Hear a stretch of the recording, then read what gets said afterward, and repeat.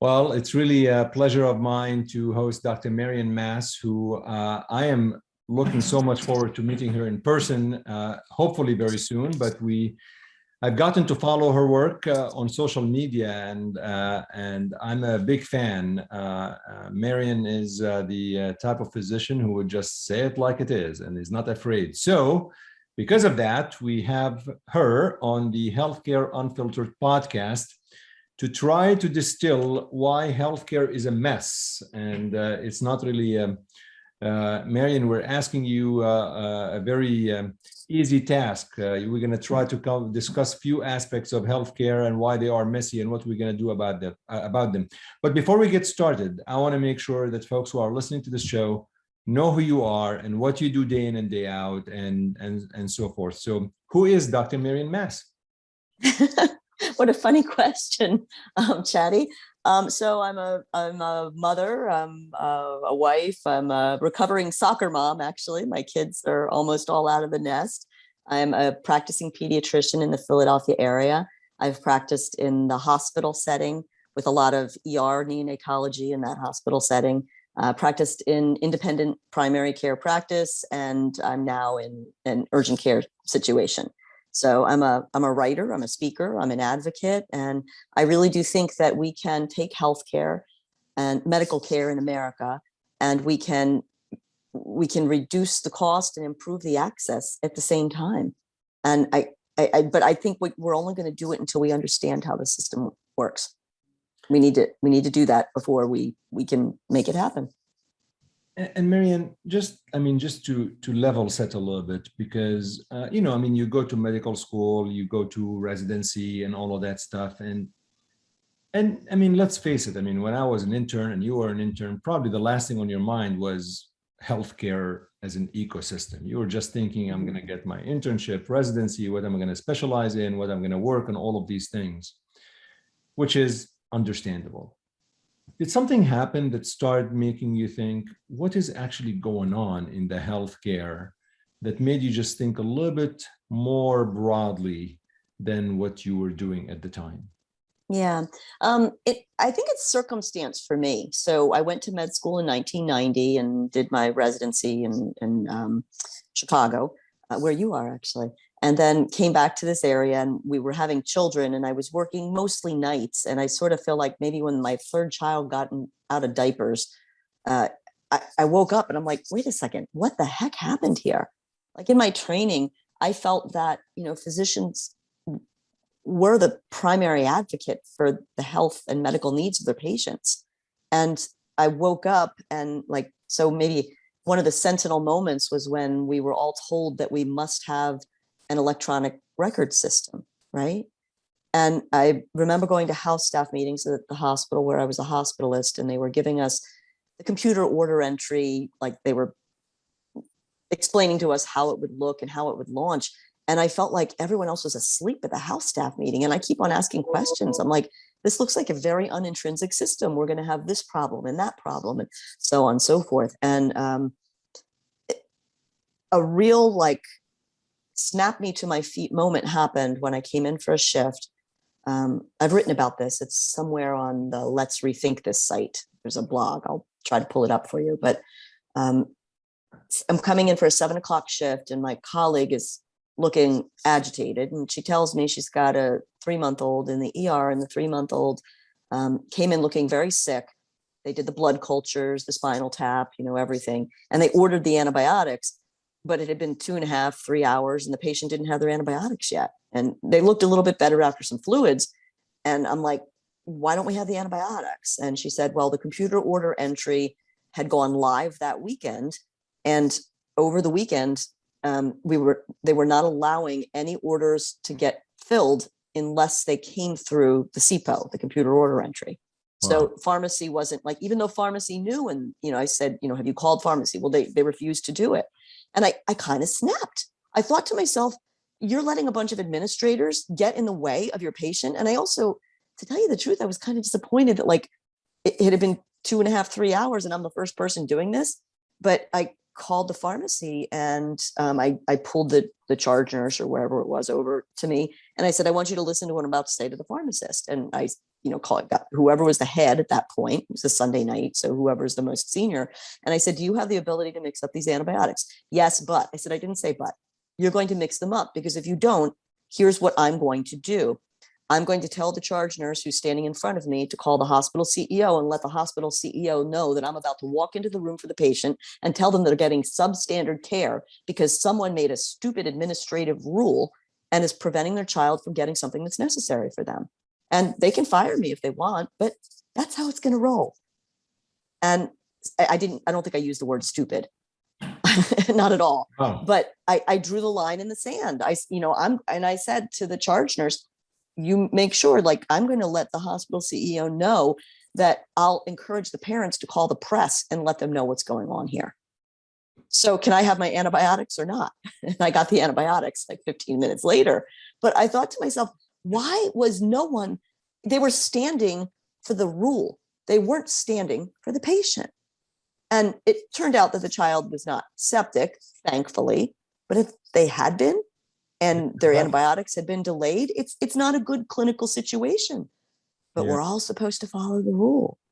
And I remember thinking at the time, during my training, during residency, during med school, like it was almost though as I sort of woke up and felt like, wow, we're not the ones that are now that are the primary advocates for the medical needs of our patients. We're letting someone else usurp that role, and that is so wrong.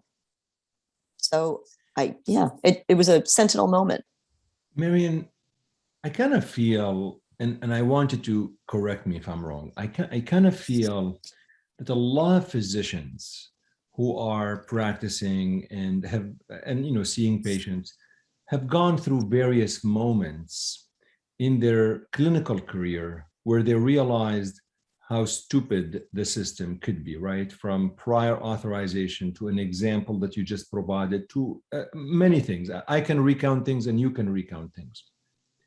But I kind of feel everybody is busy doing their own thing and they deal with that problem that happens and they just move on. They may bitch about it sometimes or just like tweet about it sometimes, but they feel like they're too busy.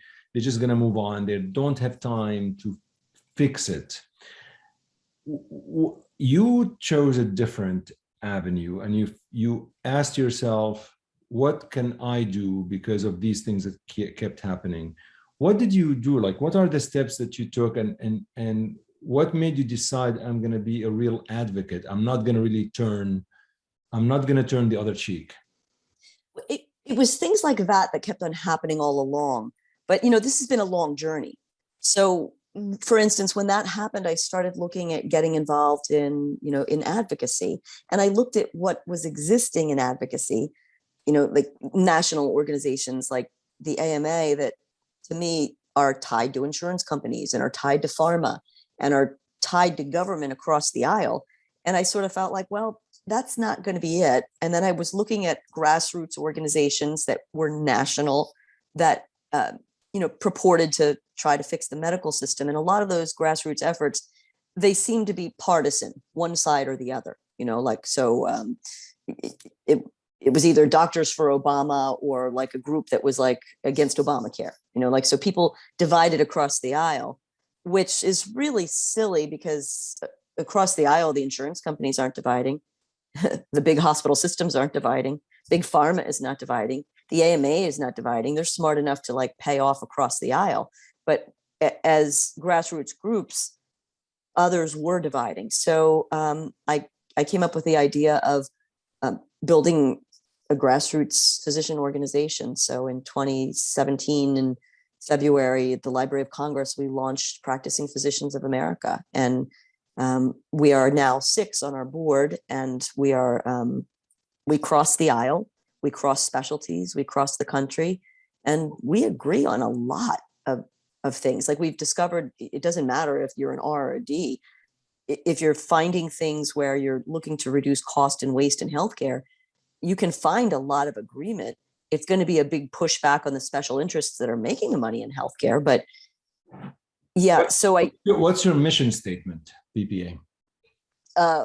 My gosh, I'd have to like it's so embarrassing for me to say this. I'd pull up and think, we're looking to reduce the unnecessary obstruction that keeps a physician from being the primary medical advocate for their patient. Let us practice as we were trained. And how many members do you have now? I think PPA is a couple thousand. I'm not the person that I'm more the person involved in the writing and such. But the other strength of PPA is that in 2019, because I had been working and looking at reducing healthcare waste and cost, someone suggested, you should write a position paper. And so I got together with physician experts and we wrote Reducing Cost in Waste in Healthcare, a physician-led roadmap. And we very upfront took the position, we don't want to talk about repeal of Obamacare. We don't want to talk about Medicare for all. Those are non-starters. Talk about individual things that we can do in advocacy that can change our system and allow patients and physicians to have more control. And we had 5 particular subtopics: drug pricing and drug shortages, the need for transparency, because no one's looking where the money is going, the need for better innovative models of delivery and payment, the need for better models of charity in healthcare. Like, how do we get patients that are, truly vulnerable and needy, what they need, because a lot of them aren't having access through Medicaid. And then lastly, how do we reduce the physician shortage?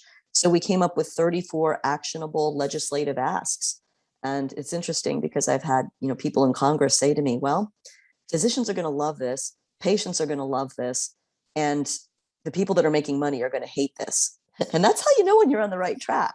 Yeah. So then what happened was, because I was part of PPA and the other experts writing the paper were part of other organizations, groups came together and we sort of organically formed the Free to Care Coalition. So now we're 32 member groups. They're patient and physician advocacy group.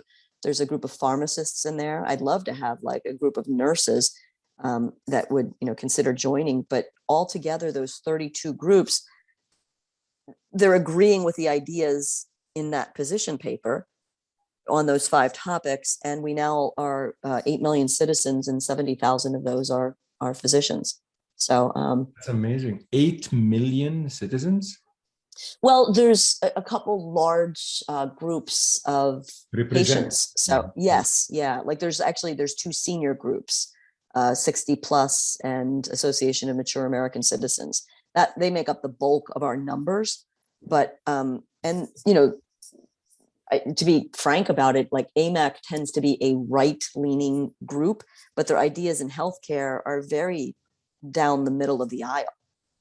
So their ideas in healthcare are for transparency, which 85% of all Americans want. They're for more direct care models, as we agree. That's why they agree with our ideas. They're for getting rid of the obstructive influence of, I call them the middlemen, the insurance companies, the pharmacy benefit managers. Yeah. So let's go over a couple of things that you and your colleagues wrote in that position paper. And if you send me a link, I want to put that in the podcast notes to make sure that folks are able to click on it and read it if it's available. But let's go over this, where the money is going. I mean, how do you figure out where the heck the money is going? Well, I don't think you can figure out where the money's going until until people are transparent with their prices. And look at the fight. I mean, you've heard this over the past year and a half about transparency, or 2 years. So I'm kind of proud of the fact that one of our organizations, Patient Rights Advocate, has been a staunch advocate of price transparency, as have we all within the Free to Care Coalition. And now we have 2 US presidents that are pushing on transparency. Our last, former President Trump did an executive order on pricing transparency. Like Trump or hate him, that was one of the most remarkable things that could happen in healthcare. Isn't it crazy that we go to a hospital and we don't know what we're going to pay until it's all over? So, and the insurance companies are busy with the hospital business people behind closed doors negotiating separate rates, and not just separate rates with separate payers, but separate rates for separate carriers. So if you are employed by person X and someone else is employed by person Y, they may be paying a different amount, even if you have the same big healthcare insurance. I mean, so if we don't even know what things are costing, and then the higher costs are driving up everyone's premiums, and then everyone is continually paying more. So, that was one of the big things we asked for. And I'm delighted that the Biden administration, they're doubling down on that transparency. So the Trump administration came along and said, I think it was like $300 a day for hospitals that are not posting their prices. Well, that's a drop in the bucket. That's chump change to some of these big hospitals. So I think it was something like 80% of them were not posting their prices. Of course, they're not going to post the prices. And then they sued to not post their prices. I mean, how ridiculous is that? We're suing to not tell you how much it's going to cost for you to have X, Y, and Z. It's amazing, isn't it? Can't you see who the bad guy is right there? I mean, if you need to turn it into black and white, the Biden administration came down. I forget the number, but they're increasing the penalty. I think it's fabulous. And you know what else was fabulous? I loved this about what Biden did. When they came out and they said, we're doubling down and we're increasing the penalty for price transparency, in the press, it was actually noted that we're doing this and we're agreeing with the Trump administration. I mean, those two people did not like each other, but you could see he was saying, yep, he was right here. He wasn't taking the credit for it himself. He was saying, the Trump administration did this. Now I'm doubling down. So it's almost kind of like a 1-2 punch, so if you hated Trump, fine, hate Trump. Although I still want whoever is in charge to make it that it's mandatory. You cannot just be fined, because honestly, if you think, to your earlier point, some of these fines could be dropped in the bucket. So the hospitals could say, okay, you know what? We'll pay these fines. We'll calculate it's like $5 million a year. We'll take the hit and we won't post our prices. And they'll put that in their Excel spreadsheet under the liabilities as one of their expenses, and they'll just move on. I feel you have to make it mandatory, or you have to make the penalty painful enough that there's no way about it. You know what I mean? You can't, you tell them, the insurance companies or Medicare, you'll have no contract with Medicare or something. I don't know, something like that. Yeah, I guess that's another way to go about it. Although if, I said early on in this, patients are going to have to start discovering what's wrong and broken with the system. It should be like a huge red flag to them to have the hospital industry push back on being transparent. Because if you're trying to hide something, you must have something to hide. It's amazing, right? though, isn't it? It's amazing. We're lobbying to make sure we are not transparent, and we're still the good guy. Yeah, right. But I think what this does is it brings some essential truth to the patient for them to understand, wait a second, if these people aren't going to be upfront with me, maybe I shouldn't trust them, and maybe I'll take my business elsewhere. So I think if the narrative... That's the problem. The patient doesn't have, do you think the patient has the power to take their business elsewhere? My God, Marion, the patient is held hostage to where the insurance company is going to allow them to go in. And sometimes they even get in the hospital and they get stuck with so many bills because somebody out of network got consulted and they went to see them. I don't know. I don't feel the patient in a vulnerable state. It's very different, right? When you're healthy and you're not going to go to a restaurant, you'll take your business elsewhere. But when someone is sick and they have a heart attack or they have a cancer and they need to get treatment, they're not thinking straight. I think they're going to go wherever they can go. I don't know if they can really take their business elsewhere. Maybe. No, you're right. In some vulnerable situations, there is no choice. And it is completely not fair. It is completely unfair. But I think that at least pushing on price transparency is a start for patients understanding where some of the money is going. And if you know that the cost, the New York Times just did a piece on this, and they were talking about the disparate numbers. And I don't have them off the top of my head, but it can vary by thousands of dollars. The cost of a colonoscopy, tens of thousands of dollars in some cases of some procedures or things that you have done in the hospital. So if patients start to understand, wait a second, they're only paying X for this particular insurance, and then why am I paying so much more? Maybe this is a reason that my premiums are up. So it's, I mean, it's not perfect, and you're right. There's going to be people that are forced into a certain situation, but it's a start. It's a start. Yeah, Sure. Yeah. For sure. No, I had written an article about transparency. Oh my goodness, like maybe it might have even been 2019. Could have been the beginning of 2020. Time is just so fluid nowadays. But it was something about the $12,000 strep test. So it was a woman who showed up at a hospital to have a strep test, and it ended up like when the bill came through, she saw that what had been paid was like $12,000. And it was absolutely outrageous, but people are starting to look.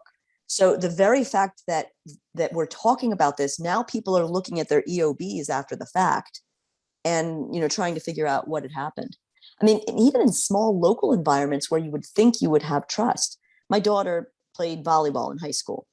And so she came down on her ankle the wrong way one time. And it was a Sunday. We couldn't get into the primary. Our only recourse was the ER at that point. And we went in and she had her x-rays, and the nurse came in afterwards, and, the doctor told us there was no fracture. So the nurse said, do you need an ACE wrap? And I said, I'll just grab one at the drugstore. She says, I don't think the hospital charges much for the ACE wraps. Someone's told me that in the past. So I said, great, we'll take the ACE wrap. So she puts the ACE wrap on my daughter. The hospital bill came back. And because I had some deductible, I was paying $300 for the x-rays, almost $300 for the application of the ACE wrap, and $37 for the ACE wrap itself. So I was paying almost as much for the application. And I don't blame the nurse. I don't think she knew, but why are you charging that? And I called to complain, and they just kept on repeating the same thing. But you have a deductible, you have to pay. And I'm like, you don't understand. Why are you, what is this ridiculous charge on the bill?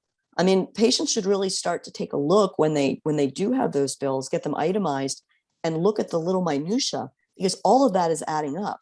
And even if it's covered, the insurance company covers it and pays the money to the hospital, then in the end, we're all paying more later because everyone's premiums keep going up. For sure. You know what I feel, and maybe I'm wrong, I always feel that patients, including myself, sometimes what you look at is you look at your portion of how much you're going to pay. And artificially, you calculate how much that compares to the larger bill. So let's say, let's say somebody undergoes an orthopedic surgery. And the hospital bill is $45,000, right? That's what the hospital bill is. And you get your EOB and so on, and you end up that your cost is going to be $450. So artificially, psychologically, behavioral economics, I look at the $450, I see how little it is compared to the $45,000. And I'm like, oh my goodness, I have a great insurance. They paid $45,000. I only have to pay $450. I'll probably pay it in 2 seconds if I can afford it, or call for a payment plan. But psychologically, I feel like I'm not going to really complain or question that, because, it's an orthopedic surgery. The hospital got the insurance paid so much of it. Do you think that, do you think I'm onto something here where there's this a discrepancy between what is my out-of-pocket cost as a patient as compared to the larger bill, where if I see it so minuscule compared to the larger bill, I would just move on and I don't really question it as much? I think you're 100% onto something there. Because what the insurance company is saying, see what swell guys we are, we've really helped you out here because we're behind the scenes negotiating. But in the meanwhile, look, your premiums are going chunk, chunk, chunk, chunk, chunk. And look at the position on the Fortune 500 of these insurance companies, it's going chunk, chunk, chunk, chunk, chunk. So you've got to figure somewhere, if you're paying more and those people are making more money, you need to find the profiteers. So how do we fix that piece? Before we move to the next part, but how do we, is there a way? I love the transparency period, right? The phase where you're really posting the prices. Is there a fix to this particular part? I think they have to post the actual cash prices that they'll accept, because like the patients that don't have insurance, and, and some people do this, they don't have Yeah. insurance and then they negotiate their cash prices. And it should really be based on, like the manpower that's there, plus, whatever resources that you used in the hospital. But it can't be some kind of like like if you see, I should come up with numbers for you. Can we do a quick timeout? You can look up and, oh, sorry Yep. about that. Yeah. So what I think is that if the numbers are all over the board, in terms of what a patient is expected to pay or what the insurance is paying on your behalf, and you've paid the insurance company, they're saying right there that they're willing to accept lower amounts in some cases. So if they're willing to accept lower amounts in some cases, why are they not willing to accept lower amounts in all cases? And it's senseless to me that we're thinking, you're right, patients go to that bill and they think, oh, I only have to pay $400, I'm fine. But they're not thinking about the downstream costs. Yep. Money has changed hands and gone into the pockets of hospitals in some cases, or to physicians in other cases. And it may be more money that needed to go there. And because the insurance company paid out more money, they're going to charge you more later down the line, or they're going to charge someone more later down the line. It's all of our money. And if you look at you ask not just businesses, but the government and the general American worker, wages have been flat for 20 or 30 years now, in part because our healthcare costs have gone up. It's really sad. I had a conversation with a nurse one time, and she was thankful that I was looking at the cost of healthcare. She says, it's ridiculous. I'm paying more, I'm getting less, and I'll never be able to get ahead because there's no end to it. The cost of the healthcare keeps on going up. I can't save anything. And I think that's a really dangerous situation for Americans. So do you think a Medicare for all is a solution? I mean, Medicare for folks who are eligible for Medicare, whether based on age or based on other aspects of medical eligibility. Well, first of all, do you think Medicare has been a successful program? And if so, why can't we, scale that up to younger folks? Well, if you look at Medicare itself, are you aware what percentage of patients in America have an enhanced Medicare? In other words, Medicare wasn't good enough, so they had to buy a Medigap or a Medicare Advantage. Do you know what percent it is? Or like a supplement, right? Like a supplement. Yes. Yeah. I actually don't. That's a good question, but I presume maybe 50%. I don't know. 90. No. Yep, 90%. And so essentially, I guess you say, is Medicare a success? It gave the patients that were elderly the peace of mind of feeling like I'm going to be covered, right? But if 90% of them need to buy a supplement, is Medicare itself really working? And by the way, the supplements are run by the private insurers, and the prescription plans are run by the private PBMs that are like raking in money. And they're not cheap. The supplement is not cheap. Yes. And I'm actually glad you brought up Medicare, because that's the one part of the Biden transparency that I wasn't happy about. In April, the Biden administration announced that they were going to do the transparency, but they were going to hold back on the Medicare Advantage plans. But you can't have rules for some and not for all. Like, why are they getting their carve out? I mean, some lobbyist must have done their job to get in there and figure that out. But see, I think it's more than just, when you talk about doing a Medicare for all, what you're talking about is a plan for America that's based on coverage. We're going to cover the cost. We're going to cover the cost. And whenever coverage itself, unless there's full transparency, the costs are going to remain hidden. And when the costs are hidden, they're going to stay high.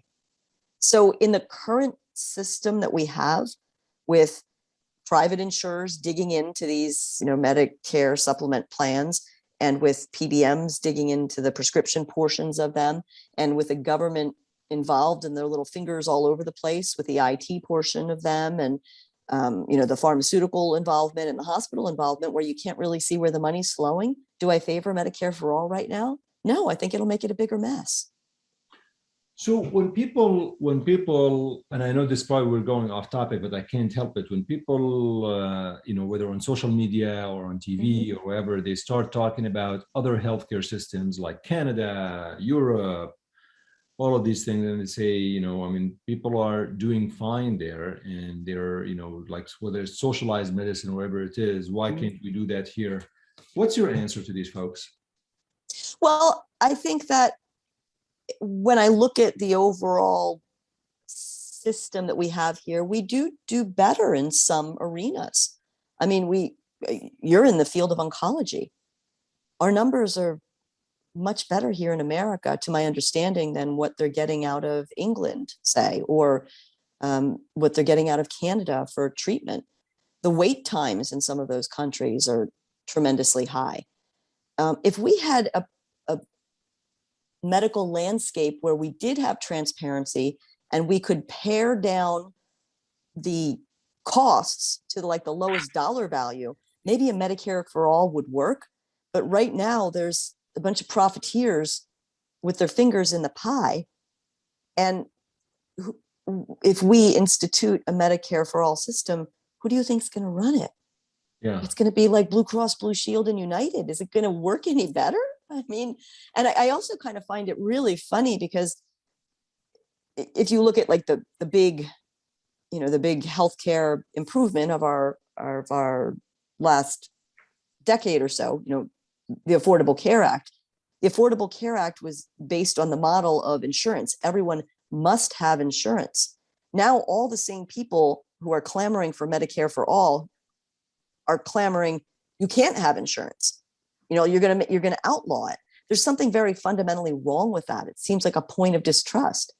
In 2010, you were saying you must have insurance or we're going to give you a penalty. And now you're saying we're outlawing insurance. Something's really wrong there. Yeah. So I think that there's too many perverse incentives baked in the system as it currently exists. And I think that it's a tiresome topic because it's really hard to see where the money's going and to, figure out the trails of the profiteers. But until we do, I can't see a Medicare for all system working. In that position paper and with what you're doing with your colleagues, we talked about price transparency and so on. And I want to go back eventually, try to figure out steps that you think we could take as a medical society. What other aspects did you tackle that you feel strongly about?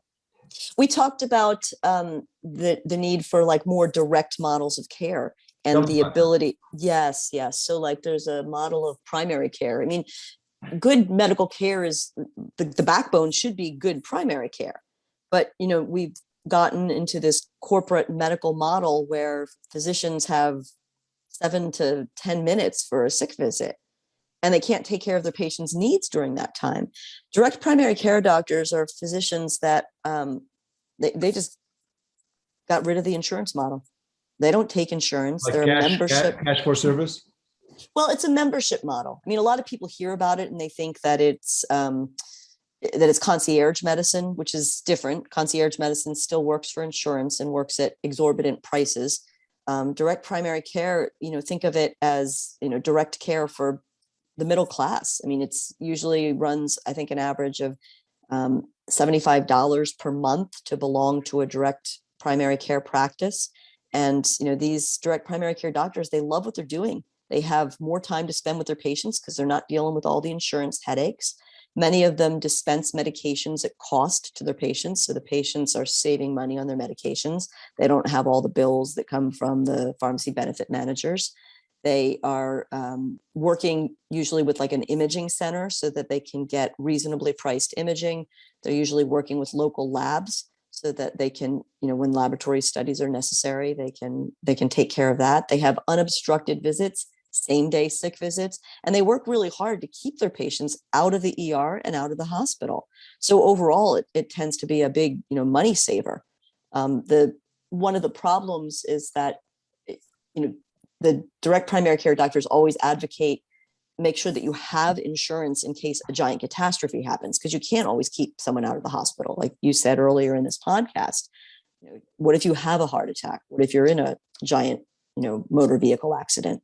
But they advocate for more what I would call actually true insurance. We should stop calling insurance because it's really just a bloated third-party payer right now.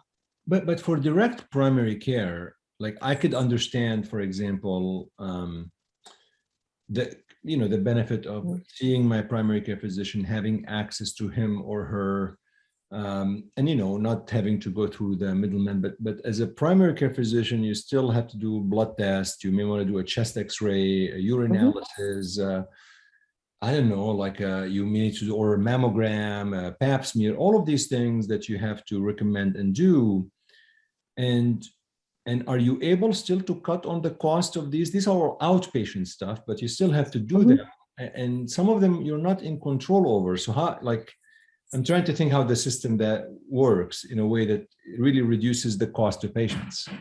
Well, they usually do their own negotiating on behalf of their patients with the laboratory services and with the imaging services, and they're able to get like reduced prices. So, you all think, I mean, I guess most of America thinks their insurance company is negotiating on their behalf. These guys really are. They're not, but these guys really are. The insurance company is behaving on the insurance company's behalf. Yes, exactly. But, the DPC docs tend to be physicians who, they just decided like, we're tired of the system. We're making a break. And a lot of them actually report they're far happier because, they're not dealing with all of these headaches that are behind the scenes, and their patients are happier, and their patients are happy because they're saving money. Do we have do we have any stats, like, how many physicians are in direct primary care? We don't have that. I don't know. I feel like I'm so underprepared for this podcast. No, this is a casual conversation. You don't have to have answers to any of this, by the way. Yeah. So one of our members of Free to Care is called DPC Action, and I think there's something called DPC Tracker. I think at the last check, I think it was a couple thousand practices, but it is really growing by leap and by bounds. I know a couple of friends who actually shifted to that, and it's actually a topic I would like to dedicate a full podcast for at some point, because I'm very curious about the model and how it works. I kind of feel like I'm trying to think the DPC physician goes to the lab, for example, and the radiology center and says, I would like to get a deal for mammograms, I guess, or something. Like I'm trying to think how the system works. I presume. I think you should do a deep dive, and I can connect you to some really great DPC. There's 1,200 in the United States. Oh, that's great. Now, actually, it's interesting because there's a woman in California, Diana Granita. She's a rheumatologist, and she's starting a group of direct pay specialty practices. There's people that are like finding ways around the system. There's a member of Free to Care is called UberDocs. Paula Muto is a general surgeon, and she's frustrated that patients can't get in to be seen when they need to be seen. So she's working with physicians around the country of specialists and primary care practitioners that are saving a few appointments per week. And if a patient needs to be seen by a GI doc, she's got a bunch of GI docs around the country, and the patient can get in. They pay a cash price to get in, but they're not waiting an unwieldy amount of time to get in with a specialist. I mean, the wait has become long for specialists. It's crazy. Yeah. Okay, so we talked about price transparency in hospitals. We talked about direct primary care and kind of cutting a little bit of some of the waste. Any other items that you feel passionate about and you're working on as you contemplate the changes that you have influence in? Yeah, so one of the big areas that I've done a lot of advocacy in is the pharmaceutical and the supply middlemen. The pharmacy benefit managers are the people who administrate the pharmacy benefits on behalf of the insurance companies. And then the group purchasing organizations are the people that write the contracts to get supplies into hospitals and nursing homes. And there's some concerns with both of these groups, the GPOs and the PBMs. There's the consolidation that has happened, both vertical and horizontal. In the insurance world, the insurance companies have all tied themselves to a PBM. So for instance, CVS Health is now owner of CVS Caremark, and they're owner of Aetna.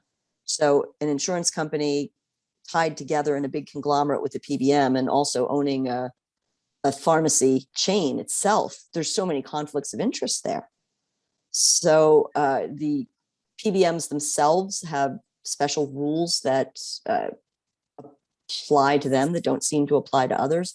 We're back at the transparency issue here. The pharmacy benefit managers, the three big ones, are taking up 85% of the prescription market in the United States. Three companies are controlling 85% of the prescriptions in the US. The PBMs. Who are these PBMs? The three big ones are Optum, which is owned by United, CVS Caremark, which is owned by CVS, and Express Scripts, which Cigna bought a couple years ago. And it was astounding. Cigna actually, the PBMs are the cash cows for the insurance companies. Cigna vaulted from like number 55 on the Fortune 500 up to number 13 when they purchased Express Scripts. These PBMs have designed all kinds of ways to mint money in a way, and they're getting caught, which is nice to see. So the PBMs are negotiating prices of the pharmaceutical drugs that patients need with the manufacturer. So they're kind of like they're working with the insurance companies to distribute to dispense these drugs, but they're negotiating the prices with the manufacturer. No. Well, the manufacturer is allowed to pay the PBM. The PBM is the crafter of the formulary. Right. So, so for the general audience, the formulary is the list of medications that are covered by the insurance company and at what level. And the manufacturer is allowed to pay the PBM. So they call it a rebate, but functionally it's a kickback. And we know it's a kickback because it has an exemption from the anti-kickback statute, which they gained in 2003. So like they run around and they like to tell you it's not a kickback. And it's like, but wait, it has an exemption from the anti-kickback statute. Of course it's a kickback, right? And it's like a problem because if you think about it, it's not. So now you've crafted a situation in which your physician is not deciding what medication gets covered. I guess the insurance company says, well, you can give any medication you want, but at the cost of most meds, people are going to pick the one that's covered. Isn't it like the same for hospitals? You know how sometimes you could be in the hospital, let's say you prescribe Prevacid and they say, no, it's Prilosec, or like to Prilosec, no, it's Nexium. Like, isn't it similar in the hospital setting where the hospital formulary is usually based on whatever contracts they may have had with the manufacturer, or is that different? The hospital formulary is put together by the group purchasing organization that the hospital contracts with. Yeah. And so group purchasing organizations, they were actually the first ones to get the right to legalize kickbacks. So they got those in 1987. So they do everything like in terms of supplies for the hospital. So we all should have seen this. I wrote an article last year that the COVID unmasked the GPO middlemen. I mean, wasn't it pretty obvious that our supply chain was broken last year? I mean, like when COVID came out and there was not enough masks. I mean, it was. I couldn't tell. I mean, to be honest, I couldn't tell how much of the masks issues and the PPEs was supply chain, in all transparency, or manufacturing. I couldn't really tell. Like for the supply chain, and I still can't tell, in retrospect, because you would go to the grocery store or to Costco or wherever, and you're able to get what you need. So part of the supply chain in that realm was actually working because you were getting all of these things. But then in the hospital setting, you were not getting what you need. And I couldn't tell, was it really supply demand issue or supply chain or a combination of both? Well, but we had shortages before COVID. I mean, you're an oncologist. I'm sure you must have read about the vincristine shortages. I mean, there's like the United States has had shortages of injectable drugs and other medications and solutions for the last 20 years or so. And they started soon after the GPOs got the right to their legalized kickbacks. So in 10 years, do you think PBMs will still be alive and happy?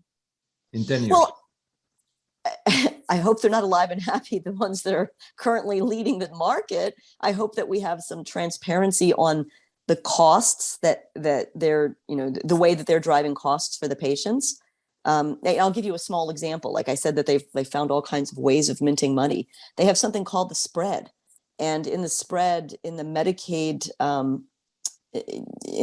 realm and at each state level, the PBMs themselves are taking the money that they get paid to give to the pharmacies, and they're keeping a portion of it for themselves. They got caught doing it to the tune of $225 million per year in Ohio alone. Ohio has been really fabulous about that. Their Attorney General, Dave Yost, has been on these PBMs, and other states are starting to follow suit. So they're looking under the chassis and discovering that, oh, wait, these guys are, I mean, it's really almost like robbing us, right? I mean, that 225 million is 225 million less that you have to take care of your Medicaid patients in other realms. It's obscene. Amazing. Yeah. So when you wrote them this, when you wrote this position statement with you and your co-authors, and you brought up these ideas, various areas, which we discussed some of these, what was the reception like? And do you have any like feedback, whether the politicians, like whose attention did it get? And what happened afterwards? I think a lot of patient organizations started paying attention, and then that's how, like, so when the paper got written, I wasn't thinking that a coalition was going to form, but then all of these groups came together and they said, yeah, we want to be a part of this, we're behind this paper. And so then we created the Free to Care website, which is just recently updated. It's free, the number 2, and care. So the reception, I think, came first from patient and physician advocacy organizations who said, hey, we love this, and we think this is a great paper. And now we're starting to see that, politicians are paying attention too, and policy shapers are paying attention.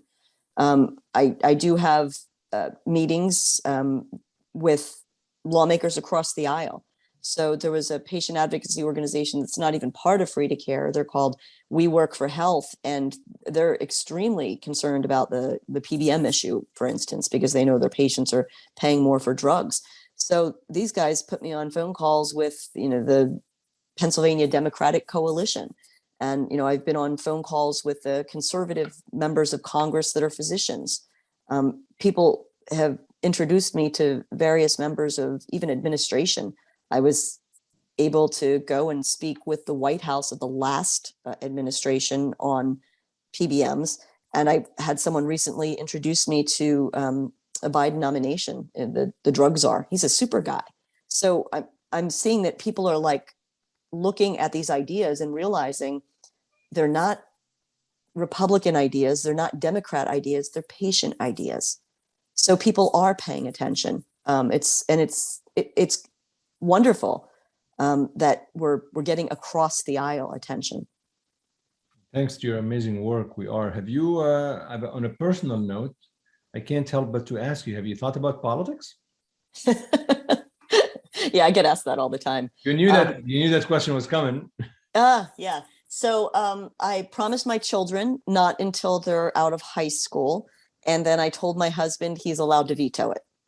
And so we'll see where it goes. I would never say never, but I guess, you know what, I honestly, I'll tell you this, not to interrupt, but I tell you, it's people like you that we need, to be honest, who are, as long as you promise not to get corrupted once you get into politics, Marion, but really, the problem is that a lot of these folks who are making policy in Washington, whether it's federal, state, wherever they are, I just don't think their heart is in the right place, to be honest. And your heart is in the right place. Oh, that's kind of you. You know what I really think happens to a lot of them in healthcare? They listen to what I call the convenient untruths. So like along come these, and you can see it. I have it sitting over here somewhere. I have a list of like the top 11 people that have donated to Congress over the last 20 years, and 6 of them are healthcare related. And so they want the system to keep on going like it is. They don't want it changed. I have a friend of mine whose dad was, needed some testing done because there was an abnormality on a chest X-ray and a CAT scan. And, I mean, I was helping along the way, but it's fascinating where you have difficulty in scheduling, literally significant difficulty in scheduling. Then there's significant difficulty in follow-up from the physicians and the nurses after the schedule. Then the testing doesn't get done. Then it gets done, it needs to be redone again. And it's like all of this spiral thing. And she said something that really resonated with me. She said, it's amazing how the healthcare system fails us at the time when we need it the most. And it's really resonated because you've got us paying the premiums every month, right? And if you have to go and get any healthcare, you have the copay and the deductible and all of these additional costs that you do. And then when you really, really, really need, you've got the denials, the pre-authorization, then you have the inefficiencies of the system, the hospital lack of follow-up, the physician's lack of follow-up. They're too busy, they're tired, they can't keep up with everything. And it's a hot mess. It is a hot mess. Yeah. It's a hot mess. Maybe that should be the title of this episode, Healthcare Unfiltered, Hot Mess. Any last thoughts from you? And I think, yes, I still think you need to run for office, and I don't think your husband should be able to veto it, because I think that you would be great at it, to be honest. Well, you're kind. He's a more of a private person than I am. And like, I do believe like, my marriage does come first. No, of so course. I was kidding. I just feel that, you bring a lot to the table from a policy perspective and a patient perspective that, I mean, I've been following you for a while, and you bring up so many good ideas. We haven't even talked about the MOC and all of that stuff that they let us. Oh, you need to put Wes on for that one. But last words, I think, like, hey, America and physicians, let's start paying attention to where your money's going in healthcare. You need to open the books. You need to demand that we cut the glut, and you need to demand that we make everyone play by the same rules. We do those three things, and the hot mess, we'll fix it. Yes, and I have to take a picture for Twitter, of course. Of course. Here you go. 1, 2, 3. Because we have to make sure everybody listens to this. Should I take this out so that you can do the picture without my headphones? Sure. Okay.